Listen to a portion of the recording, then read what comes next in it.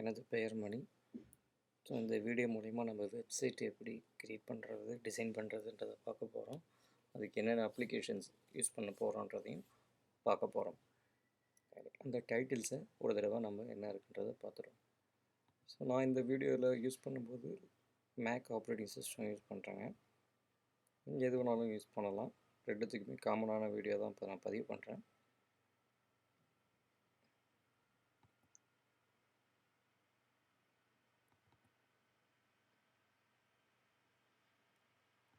ஓகேங்க.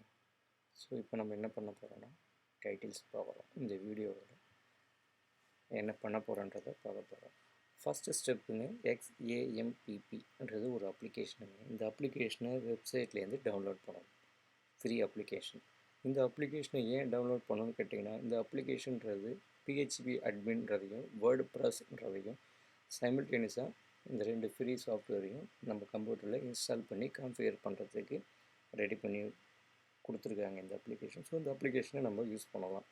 இதை நான் ஓப்பன் பண்ணி காமிக்கும்போது இதோட யூசேஜ் என்னன்றது உங்களுக்கு புரியும். இப்போது first step XAMP download and install பண்ணணும். ரெண்டாவது ஸ்டெப்பு PHP அட்மின்றதை இன்ஸ்டால் அதுவே இந்த XAMPPன்றது இன்ஸ்டால் பண்ணும்போது PHP அட்மினும் இன்ஸ்டால் ஆகிடும். ஸோ இன்ஸ்டால் ஆன பிறகு PHP அட்மினில் போய்ட்டு நம்ம ஒரு டேட்டாபேஸ் ஓப்பன் பண்ணணும். இந்த டேட்டாபேஸ் ஓப்பன் பண்ணுறதுக்கு ஒன்றும் நமக்கு பெரிய ஸ்கில்லாம் ப்ரோக்ராமிங் ஸ்கில்லாம் வேணுன்ற அவசியம் இல்லைங்க. ஜஸ்ட்டு பேர் கொடுத்து கிரியேட்டுன்னு கொடுக்க போகிறோம், அவ்வளோதான். அது கொடுத்ததுனால அந்த டேட்டாபேஸையும் வெப்சைட்டையும் லிங்க் பண்ணுறோம். அப்போ லிங்க் பண்ணும்போது வெப்சைட்டில் யூஸ் பண்ணுற டேட்டாஸ் இன்ஃபர்மேஷன்ஸ் எல்லாமே அந்த டேட்டாபேஸில் சேவ் ஆகும். Next word press configuration. Word press configuration பார்த்தீங்கன்னா, வேர்டு ப்ரெஸ்ன்றது டிசைனிங் வெப்சைட். ஒரு வெப்சைட்டை யூசர் ஃப்ரெண்ட்லியாக ப்ரோக்ராமே தெரியாதவங்க எப்படி அந்த வெப்சைட்டை டிசைன் பண்ணலான்றதுக்கு வேர்டு ப்ரெஸ்ன்றவங்க ஃப்ரீ அப்ளிகேஷன்ஸ் கொடுக்குறாங்க. wordpress.orgன்ற வெப்சைட்டில் போனீங்கன்னா வேர்டு ப்ரெஸ் லேட்டஸ்ட் வெர்ஷனை டவுன்லோட் பண்ணலாம். அதை டவுன்லோட் பண்ணி டிசைன் பண்ணலாம். ஒரு உதாரணத்துக்கு MS வேர்டு பார்த்துருப்பீங்க. MS வேர்டோ பவர் பாயிண்டோ ஸோ என்ன பண்ணுறீங்கன்னா ஒரு டிசைன் பண்ணுறீங்க. நேம் இந்த இடத்துல வரணும், இந்த இடத்துல டைட்டில் வரணும், இந்த இடத்துல இமேஜ் வரணும், இந்த இடத்துல மூவிஸ் வரணும். இதே தான் வெப்சைட் ஓரியன்டு டேக்ஸை நம்ம டிசைன் பண்ணுறோம். அது ஆட்டோமேட்டிக்காக கோடிங் எழுதிக்குங்க. ஓகே, அடுத்தது வெப்சைட் டிசைன் பண்ணுறதை வேர்டு ப்ரெஸ் மூலிமா எப்படி பண்ணுறதுன்றதை பார்க்கலாம். வேர்டு ப்ரெஸ்ன்றது ஒரு tool, editing tool for website. ஓகேங்களா? ஓகே, நவ் XAMPன்ற டவுன்லோடு சைட்டுக்கு போகிறோம்.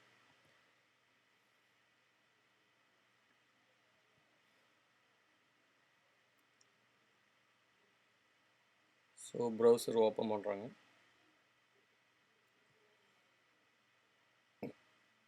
சாரி,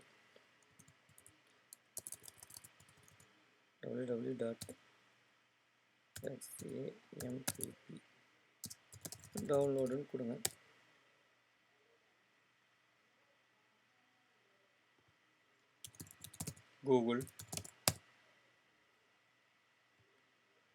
google.ae போகிறீங்க. google.com அது உங்கள் வெப்சைட் என்ன இருக்கிறது பாருங்கள். XAMPP for Mac or Windows எங்கே வேணாலும் பண்ணலாம். ஸோ இந்த ஃபஸ்ட்டு ஸ்டெப் இருக்குது பாருங்கள், அப்பாச்சி ஃப்ரண்ட் என்ன இருக்குது பாருங்கள்.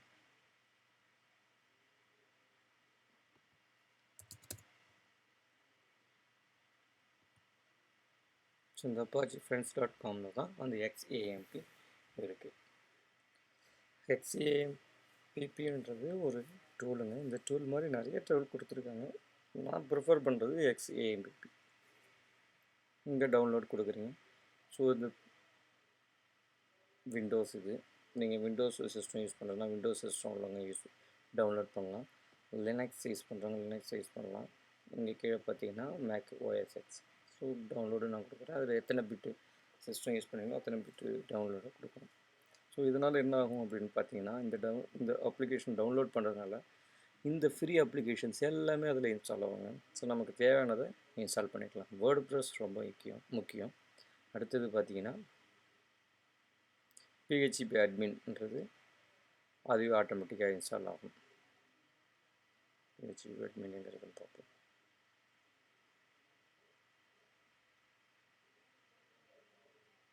பை டிஃபால்ட்டு ஆட்டோமேட்டிக்காக அதில் இன்ஸ்டால் ஆகும். ஓகேங்க. இப்போ நான் டவுன்லோடுன்னு கொடுத்து ஆட்டோமேட்டிக்காக ஆல்ரெடி இன்ஸ்டால் ஆகிருக்கு. எங்கன்னு பார்ப்போம்னா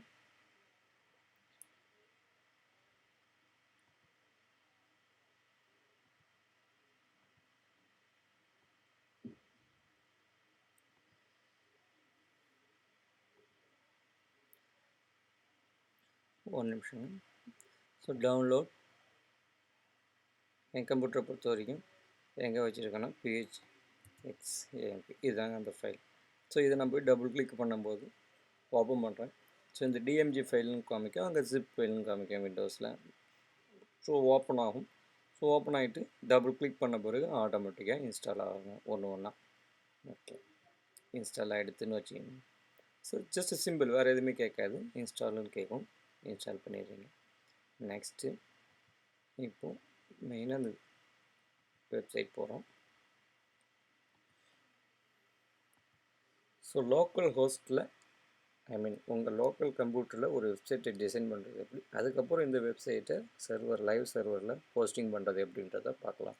முதல் வீடியோ லோக்கல் ஹோஸ்ட்டில் நம்ம டிசைன் பண்ணுறதை பார்க்குறோம். இட் மீன்ஸ் உங்கள் கம்ப்யூட்டரில் வெப்சைட்டை டிசைன் பண்ணுறீங்க, ஸ்டோர் பண்ணுறீங்க, பர்ஃபெக்டாக ஓகேன்னு உங்களுக்கு தோண பிறகு அந்த வெப்சைட்டை அப்படியே உங்களுடைய சர்வரில் அப்லோட் பண்ணுறீங்க. சர்வர்னால் உங்களுக்கு யார் ஐபி அட்ரஸ் கொடுத்து சர்வர் வெப்சைட் எங்கே ரிஜிஸ்டர் பண்ணுறீங்களோ அந்த இடத்துல இந்த ஹோல் திங்ஸை அப்படியே அப்லோட் பண்ணுறீங்க. அப்போ என்ன ஆகுனா லைவாக உங்கள் வெப்சைட்டு ஆக்டிவேட் ஆகிடும். Okay, so local host /x அப்படின்னு அடிச்சிங்கன்னா போதும். ஒன்ஸ் நீங்கள் இன்ஸ்டால் பண்ணதுக்கப்புறம் ஏன் கனெக்ட் ஆகலை அப்படின்னு பார்த்தீங்கன்னா,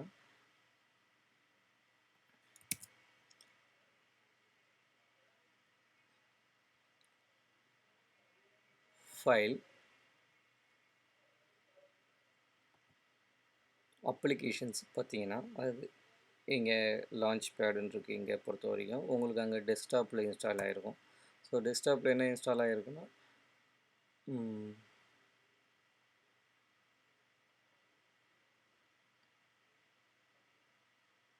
இதாங்க.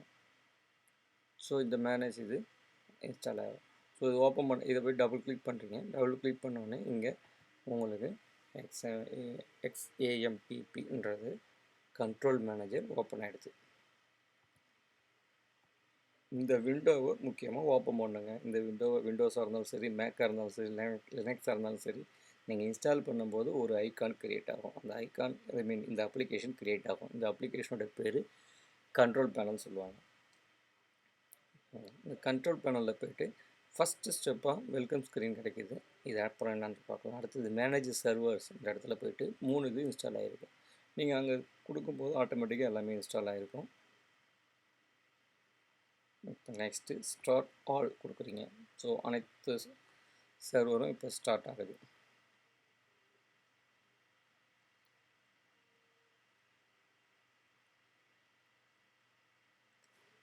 ஸோ ஸ்டார்ட் ஆகிட்டு ஸ்டேட்டஸ் காமிக்கும், ரன்னிங்னு காமிக்கும்.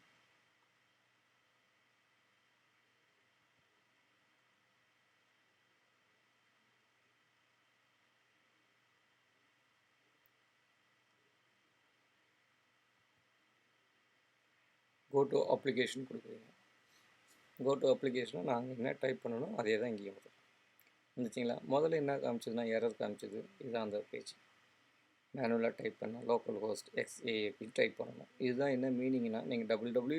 உங்கள் வெப்சைட் name.com கொடுக்கறதுக்கு பதிலாக ஒரு வெப்சைட்லேருந்து நீங்கள் எடுக்கிறதுக்கு பதிலாக உங்கள் கம்ப்யூட்டர் உங்கள் லோக்கல் சிஸ்டத்துலேருந்து அந்த வெப்சைட்டை ரன் பண்ணுறதுக்கு உண்டான ஆப்ஷன் தான் லோக்கல் ஹோஸ்ட் /XAMPP/ அடிச்சிங்கன்னா ஓப்பன் ஆகும். ஆக்சுவலாக எனக்கு ஃபஸ்ட் டைம் ஓப்பன் ஆகலை. என்ன மீனிங்னா, அந்த சர்வர்லாம் நான் வந்து எனேபிள் பண்ணலை, ஸ்டார்ட் பண்ணலை.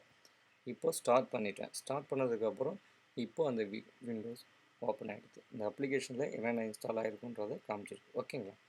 ஓகே, நெக்ஸ்ட்டு பார்த்தீங்கன்னா, ஸோ வேர்டு ப்ரெஸ் வேணும்னா இன்ஸ்டால் பண்ணணும். டபுள் கிளிக் பண்ணுறீங்க, வேர்டு ப்ரெஸ் சைட் ஓப்பன் ஆகும். லேட்டஸ்ட்டு வேர்டு ப்ரெஸ்ஸை டவுன்லோட் பண்ணுறீங்க.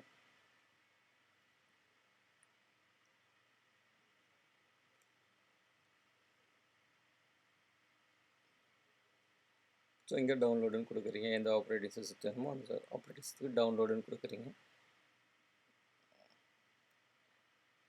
இங்கே இருக்க ஒவ்வொரு ஆப்ரேட்டிங்ஸ் என்ன பிளாட்ஃபார்ம் யூஸ் பண்ணுறீங்க, Windows, Linux, மேக்கின்டாஷ்.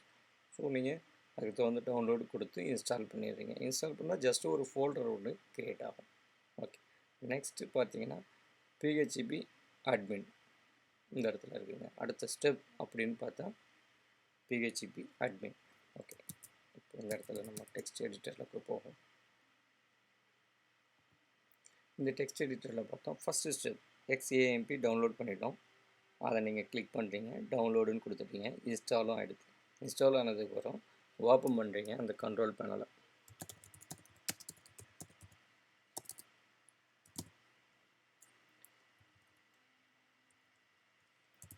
Open control panel. Control பேனலை ஓப்பன் பண்ண பிறகு அடுத்த விஷயம் என்ன, இதுதான் கண்ட்ரோல் பேனல் நான் சொன்னது. இந்த கண்ட்ரோல் பேனலை ஓப்பன் பண்ணுறீங்க. இந்த கண்ட்ரோல் பேனல் ஓப்பன் பண்ணதுக்கப்புறம் தான் அந்த வெப்சைட்டு ஓப்பன் ஆகுது. ஓகே, பிஹெச்பி அட்மின் அடுத்தது ஓப்பன் பண்ணணும், வேர்ட்பிரஸ் ஓப்பன் பண்ணணும். செகண்ட் ஸ்டெப்பு இப்போ நம்ம பார்க்க போகிறோம். ஃபஸ்ட்டு ஸ்டெப்பு முடிச்சிட்டோம், செகண்ட் ஸ்டெப்பு பார்க்குறோம், பிஹெச்பி அட்மின் எப்படி பண்ணுறதுன்னு. ஓகே, இதை மினிமைஸ் பண்ணுறோம். ஓகே, இப்போ நான் கோ டு அப்ளிகேஷன் கொடுக்குறேன். ஆல்ரெடி நீங்கள் ஓப்பன் பண்ணிட்டேன், கோ டு அப்ளிகேஷன் கொடுத்து சஃபாரியில் இருக்கு.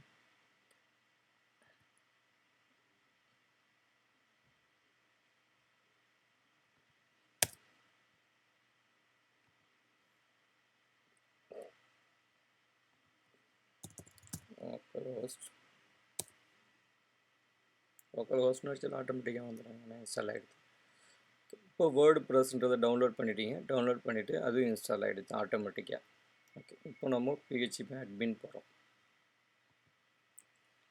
பிஹெச்பி அட்மின்னா இந்த கம்ப்யூட்டரில் ஒரு சர்வராக ஆக்டிவேட் ஆகும். இந்த கம்ப்யூட்டர் உங்கள் லோக்கல் கம்ப்யூட்டர் சர்வராக ஆக்டிவேட் ஆகுது. என்ன பண்ணணும்னா ஜஸ்ட் சிம்பிளாக டேட்டாபேஸ் இருக்குது, SQL ஃபார்ம் தெரிஞ்சுங்க, ஸ்டேட்டஸு, யூசர்ஸ் க்ரியேட் பண்ணுறது. இப்போ நீங்கள் பண்ண டேட்டாபேஸை எக்ஸ்போர்ட்டுன்னு கொடுக்கலாம், இம்போர்ட் பண்ணுறது. ஸோ இந்த செட்டிங்ஸ்லாம் அதிகமாக இருக்குது, அதிகமாக இது பார்க்க தேவையில்லை. இப்போதைக்கு நம்ம வெப்சைட் எப்படி டிசைன் பண்ண போகிறோன்றது தான் பார்க்குறோம். வேர்டு ப்ரெஸ் மூலிமா எப்படி டேட்டாபேஸை லிங்க் பண்ணி டிசைன் பண்ணுறது தான் இந்த வீடியோவோட பர்பஸ். இப்போ நம்ம எந்த இதில் பிஹெச்பி அட்மின்ற ஒரு வீடியோவில் டீட்டெயிலாக இந்த ஆப்ஷன் என்னென்ன இருக்குன்றதை பார்ப்போம். சிம்பிள் விஷயம். இப்போ இதில் பார்க்க வேண்டியது நியூ டேட்டாபேஸ் கொடுக்குறோம். நியூன்னு கொடுத்துருக்கேன். இப்போ கிரியேட் டேட்டாபேஸ்ன்ற இடத்துல கேலக்ஸி என்ற வெப்சைட் பேர் தான் கொடுக்க போகிறோம். Galaxy DB for example, galaxy டிபின்ற வெப்சைட்டு இல்லை galaxy something like that. So இந்த கொலேஷன்றதை மோஸ்ட்லி வந்து UTF-8ன்றதை கொடுக்கணும், universal character set.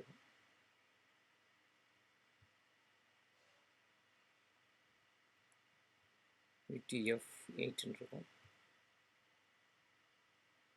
Okay, UTF-8 பின்னு கொடுத்து கிரியேட்னு கொடுக்குறீங்க. ஏன்னாங்க UTF-8 தான் நிறைய டேட்டாபேஸ் கிரியேட் ஆகிருக்கு. ஓகேங்க, இப்போ நம்ம டேட்டாபேஸ் இந்த இடத்துல கிரியேட் ஆகிடுச்சு. Just solve. பிஹெச்பி அட்மினில் என்ன பண்ணியிருக்கோம்னா ஜஸ்ட் கேலக்ஸின்ற ஒரு டேட்டாபேஸை கிரியேட் பண்ணியிருக்கோம். ஓகேங்களா? ஓகே, அவ்வளோதான். இந்த பிஹெச்பி அட்மின்றது முடிஞ்சிடுச்சு. இப்போதைக்கு இந்த வீடியோவில் பிஹெச்பி அட்மினோட விஷயம் இவ்வளோ தான். நெக்ஸ்ட்டு நம்ம டெக்ஸ்ட் எடிட்டர் பார்ப்போம். டெக்ஸ்ட் எடிட்டரில் பிஹெச்பி அட்மின் பார்த்தோம், ஒரு டேட்டாபேஸ் கிரியேட் பண்ணோம், அதை ஓப்பன் பண்ணி முடிஞ்சிடுச்சு. Done. This also done, this also done. ரெண்டு விஷயமும் டன். ஓகேங்க.